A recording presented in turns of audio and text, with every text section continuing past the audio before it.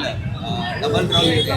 ಹೌದು, ನಿಮ್ಗೆ story wise ಹೇಳೋದಾದ್ರೆ ಸ್ಟೋರಿ ವೈಸು ಚೆನ್ನಾಗಿದೆ, ಸ್ಕ್ರೀನ್ ಪ್ಲೇನು ಚೆನ್ನಾಗಿದೆ, ಮ್ಯೂಸಿಕ್ಕು ಚೆನ್ನಾಗಿದೆ, ಎಲ್ಲಾನು ಚೆನ್ನಾಗಿದೆ. ಬಂದು ಎಲ್ಲರೂ ನೋಡಿ ಸಪೋರ್ಟ್ ಮಾಡಬೇಕು.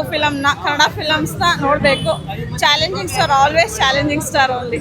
ಜೈ ಡಿ ಬಾಸ್. ಮೇಡಮ್ ಯಾವ್ದು ಇಷ್ಟ ಆಯ್ತು?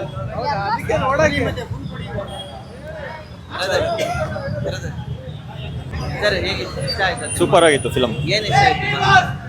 ಅಲ್ಲ, ಒಂದು ಸಿಚುಯೇಷನ್ ಇಂದ ಇನ್ನೊಂದು ಸಿಚುಯೇಷನ್ಗೆ ಬಂದು ಫ್ಯಾನ್ಸ್ಗೋಸ್ಕರ ಆಕ್ಟಿಂಗ್ ಮಾಡಿದಾರಲ್ಲ, ಅದೇ ಗ್ರೇಟ್. ಚೆನ್ನಾಗಿತ್ತು, ಸೂಪರ್ ಆಗಿತ್ತು. ಡಬಲ್ ರೋಲ್ ಮಾಡಿದ್ದಾರೆ. ಯಾವ ಕ್ಯಾರೆಕ್ಟರ್ ತುಂಬಾ ಇಷ್ಟ ಆಯ್ತು? ಎರಡೂ ಇಷ್ಟ ಆಯ್ತು.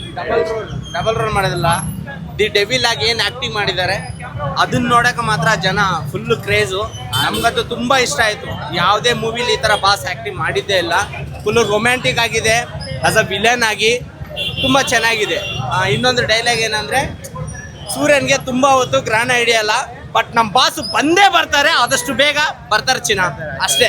ಫುಲ್ ಹೋಟೆಲ್ ಡೆವಿಲ್ ಸಖತ್ತಾಗಿ ಸೂಪರ್. ಆ ಲುಕ್ ಮಾತ್ರ ಯಾವ ಹೀರೋಗಳು ಮಾಡಕ್ ಸಾಧ್ಯವಿಲ್ಲ. ಸಖತ್ತಾಗಿ ನೆಕ್ಸ್ಟ್ ಲೆವೆಲ್ ಲುಕ್ ಅದು. ಜೈ ಡಿ ಬಾಸ್. ಯಾವ ಕ್ಯಾರೆಕ್ಟರ್ ನಿಮಗೆ? ನನಗೆ ಡೆವಿಲ್.